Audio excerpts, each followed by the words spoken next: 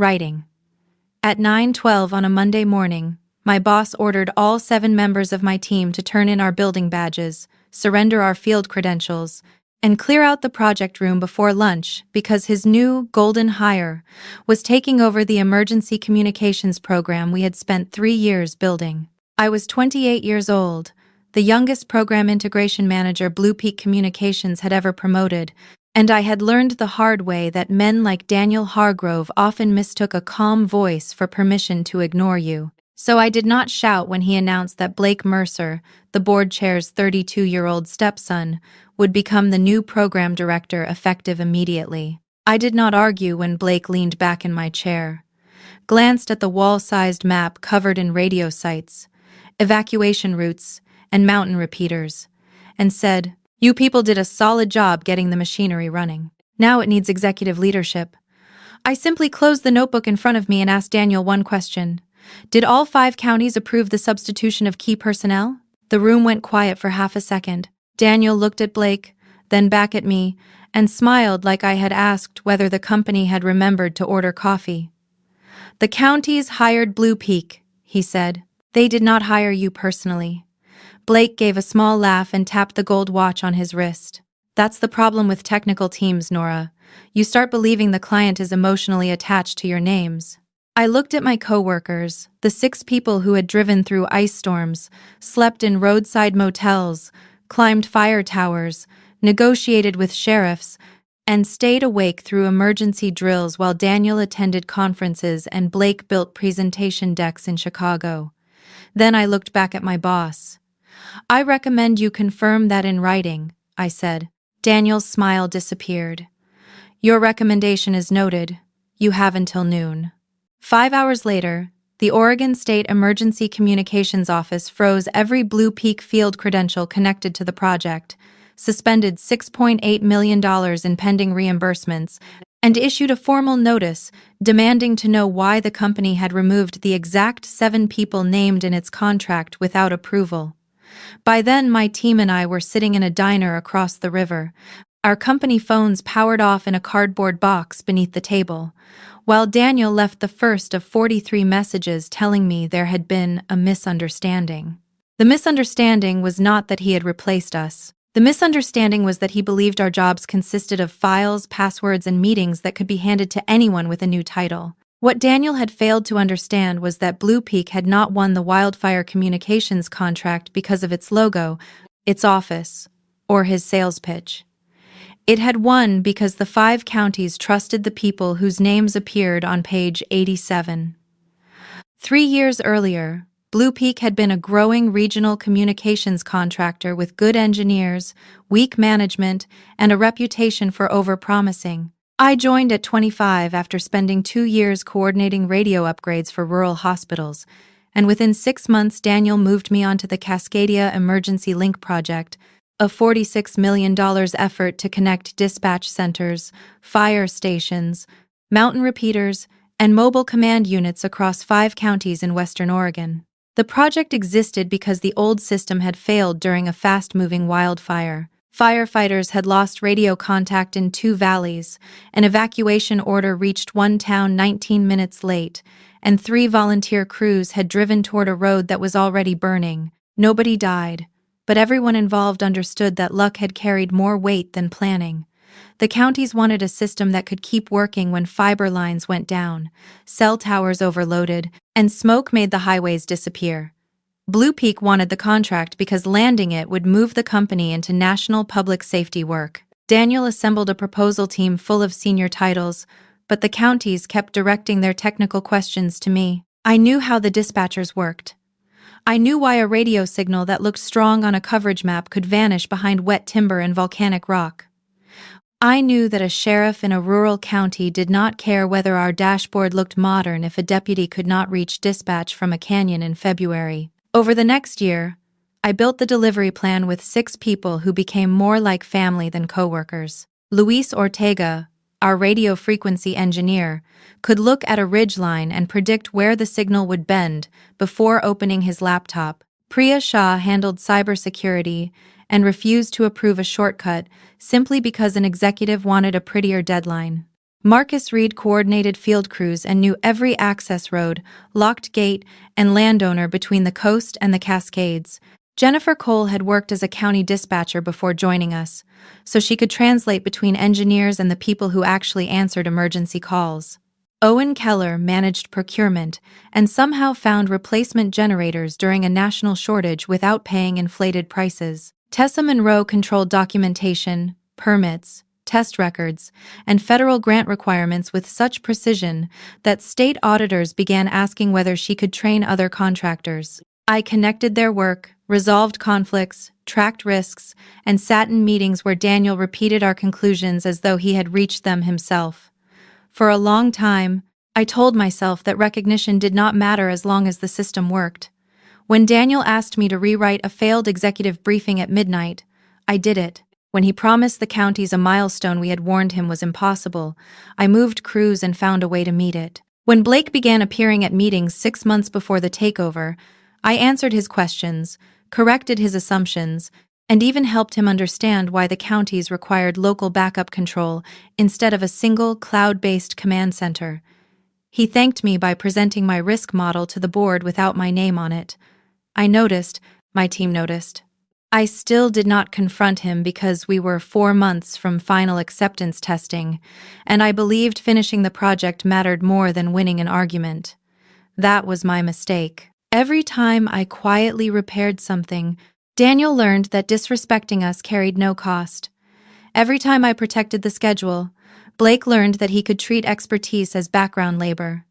The final warning came 2 weeks before we were removed. Daniel called me into his office and told me the board wanted a more marketable face, leading the program before Blue Peak pursued similar contracts in California and Washington. Blake is polished, he said. He knows how to speak to executives.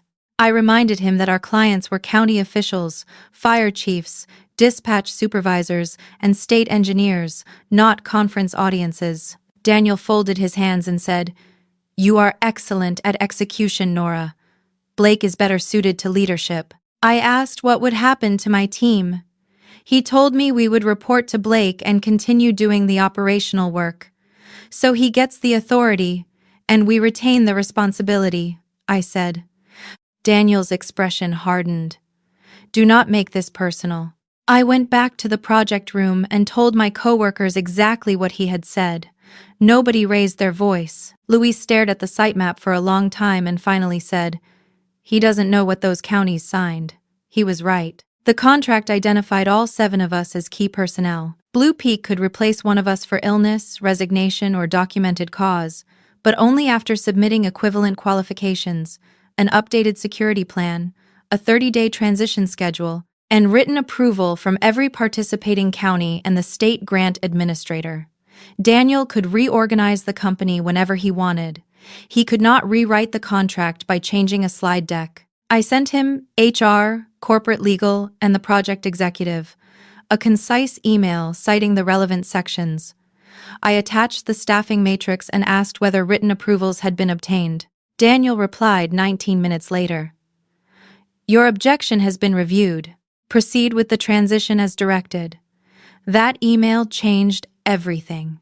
I printed it, saved it to my personal records, and told my team we would follow every lawful instruction exactly. We organized the files, documented open risks, returned company equipment, and refused to sign anything falsely claiming that Blake's group had completed a 30-day transition. At 11:56, I placed my badge on Daniel's conference table. Blake looked at the 7 badges lined up beside one another and said, "This feels dramatic." I answered, "No, Blake. This is documentation." The next morning, I woke at 6:20 without an alarm and reached automatically for the company phone I no longer had. For 3 years, my days had begun with weather alerts, overnight site reports, and messages from dispatch centers. The silence felt unnatural. I made coffee, stood in my apartment kitchen, and tried to decide whether I felt relieved or terrified. My savings could carry me for several months, but leaving Blue Peak without another job had not been part of my plan. I had expected Daniel to sideline us, not to order us off the project within hours. At 7:14, Jennifer texted our personal group chat and asked whether anyone wanted breakfast. By 8, all 7 of us were crowded into a booth at a family-owned diner in Vancouver, Washington, because none of us felt ready to sit alone. Marcus brought the cardboard box containing our powered-off company phones. "Should we turn them on?" he asked. Priya shook her head. "They have our personal numbers." As if summoned by the sentence, Luis's phone rang. Daniel's name appeared on the screen. Luis looked at me. I told him the decision was his. He declined the call. A minute later, mine rang. Daniel had never used my personal number before. I let it go to voicemail. Then Blake called. Then HR. Then the project executive. The phones moved around the table like an alarm no one could silence. At 8:36, I received an email from the Oregon State Emergency Communications Office on my personal address.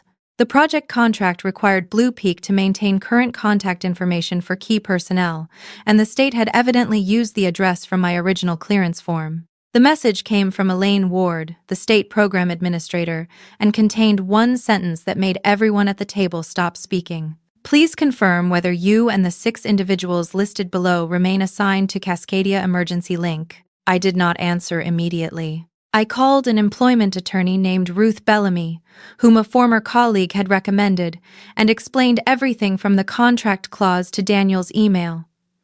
Ruth listened without interrupting.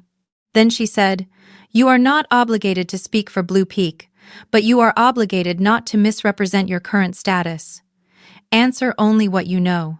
I wrote back that all 7 of us had been directed to surrender our credentials and leave the project before noon the previous day, that we had not completed a 30-day transition, and that I could not confirm who had replaced us. At 9:03, Elaine thanked me. At 9:41, Blue Peak's field access to 4 secure sites was suspended. At 10:18, the state froze reimbursement processing until Blue Peak clarified its staffing and security posture. At 11:07, the First County refused to authorize a scheduled tower cutover because neither Blake nor any member of his replacement group had approved credentials. At 11:29, Daniel left me a voicemail saying, "Nora, call me immediately. This situation is getting out of hand." It was the first time I heard fear in his voice. By noon, Blake had attempted to submit a staffing update listing himself as program director, Priya's former deputy as cybersecurity lead, and 3 contractors who had never attended a county coordination meeting. The submission was rejected because one contractor's public safety background check had expired. Another did not hold the required certification, and Blake had omitted the 30-day transition plan. At 1:16, Blue Peak's general counsel emailed Ruth and accused us of abandoning the project without notice. Ruth replied with Daniel's instruction that we clear the room by noon, our completed handover inventory, and his written rejection of my contractual warning. The accusation disappeared. At 2:47, Elaine issued a formal cure notice giving Blue Peak until 3:00 the following afternoon to restore the approved key personnel structure or submit a compliant substitution package. Until then, all fieldwork, invoice approval, and system acceptance testing would remain suspended. The amount at risk was not the full $46 million contract, as Blake later told employees. It was worse in a more immediate way. Blue Peak had borrowed against expected reimbursements to fund equipment purchases, payroll, and subcontractors. A delay of even 10 business days would strain the company's cash position. At 3:05, Daniel finally sent the message I had been expecting. "We need the 7 of you back tomorrow morning for a temporary transition. Compensation can be discussed." I showed it to my team. Owen laughed once, without humor. Tessa looked down at her coffee. "He didn't apologize," she said. "He didn't even say he was wrong." I called Ruth again. She told me that returning was our choice, but if Blue Peak wanted us to certify anything, we had to review the language first. I replied to Daniel that we were willing to consider a lawful consulting arrangement to protect public safety, provided Blue Peak acknowledged that no completed transition had occurred, restored the team's authority for the duration of the work, paid each member directly, and allowed independent counsel to review every document. Daniel responded 6 minutes later. Those conditions are unreasonable. Then Blake called me from a blocked number and said, Nora, you are turning a staffing decision into a crisis. I asked him whether he had read Section 14.6 of the contract. He said, I am not going to debate paperwork with you. I answered, Then you should stop asking me to sign it. He went quiet. Finally, he said, You are going to damage your career over pride. I replied, Put that in writing too, and ended the call. That evening, the conflict moved from desperate to dangerous, not because anyone threatened me physically, but because Blake tried to turn our professional identities into tools he could still use. At 6:22, Priya received an automated alert from the state security portal notifying her that someone had attempted to reactivate her administrator profile. She still received alerts because the credential belonged to her as an individually cleared professional, even though Blue Peak had sponsored it. The login came from Blue Peak's Portland office. At 6:31, Tessa saw a document in the federal grant portal bearing an electronic certification line with my name beneath it. The document claimed that the original team had voluntarily completed a full transition to Blake's group on Friday, 3 days before we had even been told we were being removed. My name was typed into the signature field, but the document had not been signed through my authenticated account. It was a draft, not a final submission, yet the intention was obvious. Blake was trying to construct the paperwork he should have completed before taking control. I forwarded everything to Ruth. She instructed us not to contact Blue Peak directly, and notified the state that our names and credentials might be used without authorization. By 8:00, the state locked all project accounts pending review. Daniel called again at 8:12. This time, I answered with Ruth listening on a recorded conference line after everyone consented. Daniel began calmly, Nora, we all need to lower the temperature. I said, then withdraw the false transition document. He paused. It was an internal draft. It states that I certified a transition that never occurred. No one submitted it. Someone attempted to reactivate Priya's credentials. IT was checking access. Priya leaned toward the phone and said, My credentials are not a shared company account. Daniel exhaled sharply. This is exactly why we need you back. Blake's team is still learning the system. I asked, learning it from whom? He did not answer. Instead, he offered each of us a 1-week consulting agreement at our former daily rate. Ruth had already reviewed the proposed agreement, which included a clause stating that we acknowledged responsibility for an incomplete handover. I told him we would not sign it. His voice changed. You understand Blue Peak can make it difficult for you to work in this industry. Ruth spoke for the first time. Mr. Hargrove, would you like to repeat that statement after I identify myself for the record? The line went silent. Daniel ended the call. The next morning, Blue Peak requested an emergency meeting with the 5 county representatives, the state, and its board oversight committee. Ruth advised me to attend only if the state formally invited me. At Kuminen, call me, Elaine did. She wanted all 7 former key personnel available to answer factual questions about the transition. The meeting was scheduled for 1 o'clock at the State Emergency Management Office in Salem. We drove down together in 2 cars. The ride was quieter than I expected. We were not celebrating. Marcus worried about the subcontractors whose invoices had been frozen. Jennifer knew dispatch supervisors who were waiting on equipment upgrades.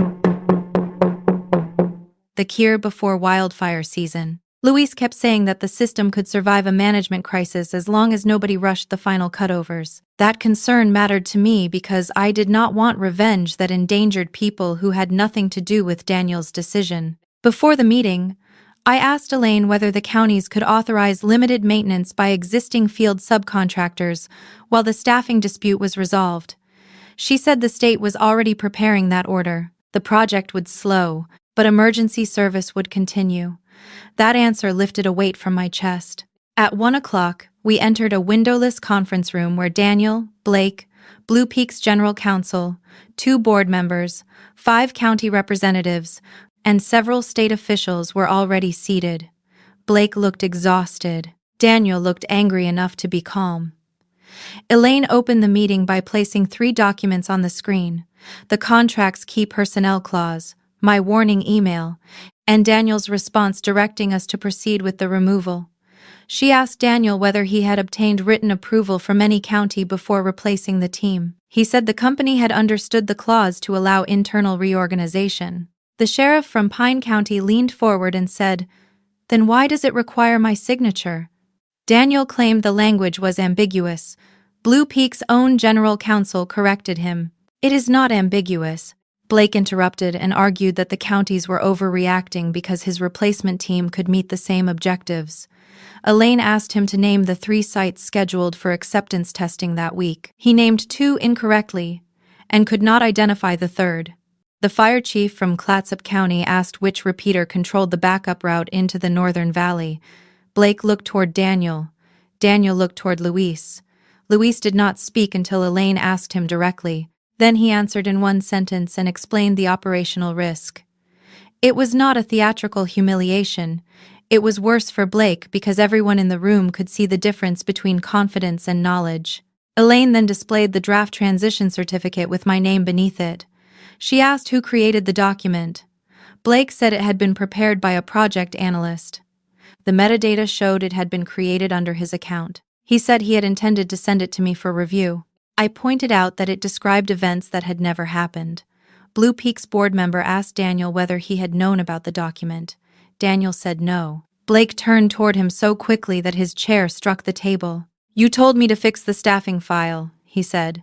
Daniel answered, "I did not tell you to falsify anything." The 2 men began blaming each other in front of the same people they had expected to impress. Elaine stopped them and asked me whether my team would return under Blue Peak to complete the project. Everyone looked at me. 6 months earlier, that question would have felt like the recognition I had been waiting for. Sitting there, I understood that being needed was not the same as being valued. I said we would support a safe transition under an independent arrangement approved by the counties and state, but we would not return under Daniel or Blake, and we would not certify work we had not performed. The sheriff from Pine County nodded once. Blue Peak's board chair asked for a private recess. When the meeting resumed 40 minutes later, Daniel was no longer at the table. The board announced that he had been placed on administrative leave pending an internal investigation into contract management, retaliation, and the attempted use of individual credentials. Blake had been removed from the program effective immediately. Blue Peak asked the state for 30 days to propose new leadership. Elaine denied the request. The cure period would remain in force, but the state offered a path that protected the project without pretending nothing had happened. Blue Peak could remain a limited equipment supplier and field subcontractor, allowing its warehouse staff, installers, and vendors to keep working, but the state would select an independent program integrator to assume control of scheduling, compliance, security coordination, and county relations. The prime contractor fee would be reduced, and Blue Peak would be responsible for the administrative costs created by the transition. It was a serious loss, but not the destruction of the entire company. Hundreds of employees who had never met Blake would keep their jobs. The equipment would still be installed. The counties would still receive the system. Daniel's decision would cost him authority and credibility, not burn down everyone around him. That mattered to my team. 2 days later, Redwood Public Safety Partners, a smaller engineering firm with a strong reputation in emergency infrastructure, contacted Ruth and asked whether we would consider joining them if they were selected as interim integrator. Their president, a woman named Carol Winslow, did not open the conversation by praising me or promising revenge. She asked each team member what had gone wrong, what the project needed, and what conditions would prevent the same failure from happening again. Luis wanted technical decisions documented without executive interference. Priya wanted security credentials treated as individual professional responsibilities, not company property. Jennifer wanted county dispatchers included in schedule changes. Owen wanted procurement forecasts reviewed before salespeople promised delivery dates. Marcus wanted field crews empowered to stop unsafe work. Tessa wanted one document system and no off-record approvals. When my turn came, I said, "I want credit and accountability to travel together. Nobody should be given the title while someone else quietly carries the consequences." Carol wrote it down. Redwood offered all 7 of us positions with higher salaries, but the salary was not what convinced us. They offered written authority, matching our responsibility, profit sharing tied to project performance, and a structure requiring major staffing changes to be reviewed by both the client and the team lead. We accepted. 3 weeks later, the state selected Redwood through an emergency but competitive process to stabilize the project. Blue Peak protested publicly, then withdrew after its own legal department advised the board not to challenge a decision supported by the documents Daniel had ignored. The internal investigation eventually concluded that Daniel had knowingly bypassed the contract process because he wanted Blake installed before a board strategy meeting. He was terminated. Blake resigned before Blue Peak could complete its disciplinary review. There were no dramatic arrests, no federal agents carrying boxes from offices, and no newspaper headline calling me a genius. Reality was quieter. Daniel lost the position he had abused. Blake lost the title he had not earned. Blue Peak lost control of a project because its leaders treated contractual trust as an obstacle.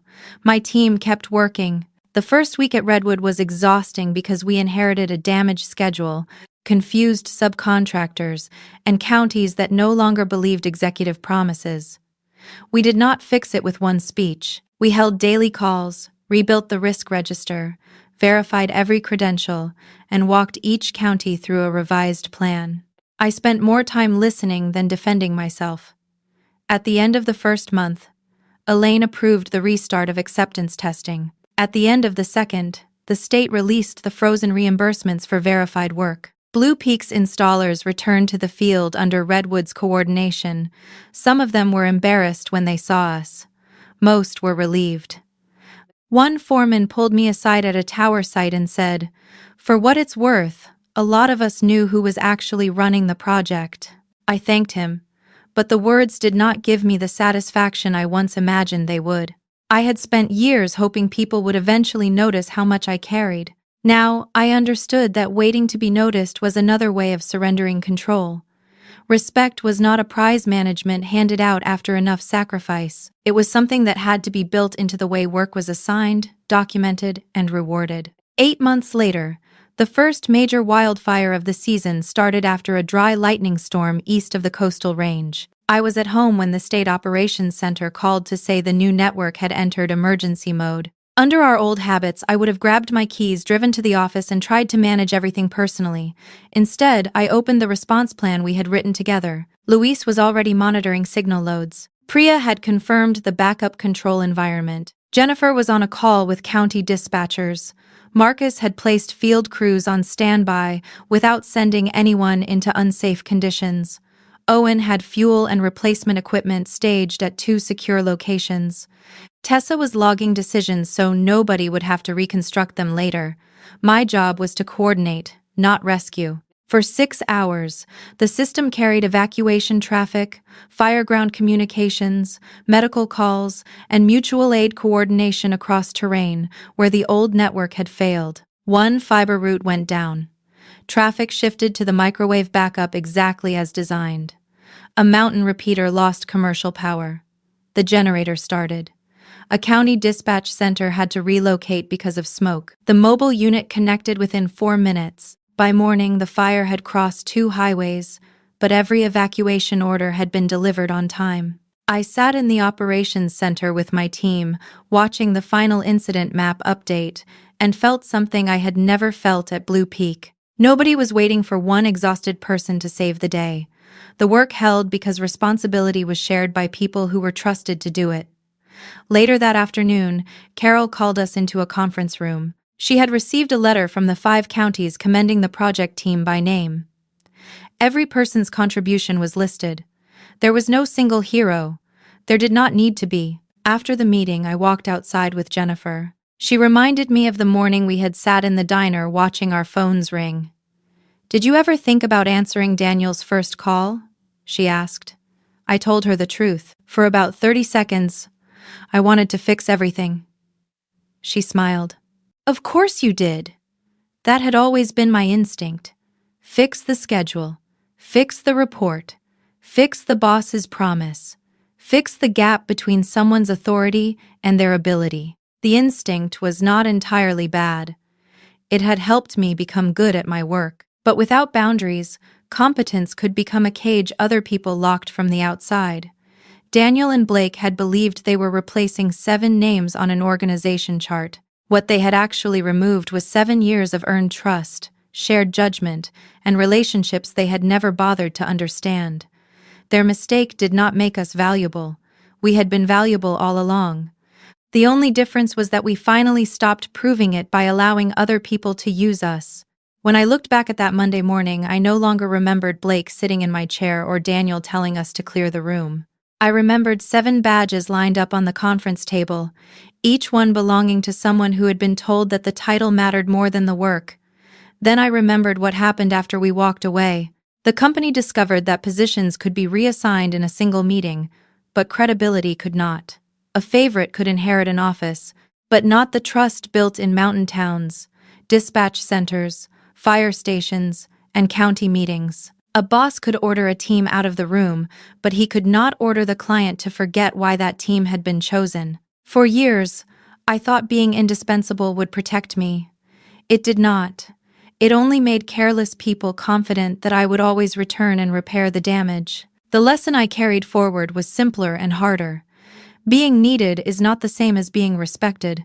Loyalty does not require silence, and sometimes the most professional thing you can do is stop standing between bad leadership and the consequences it has already earned.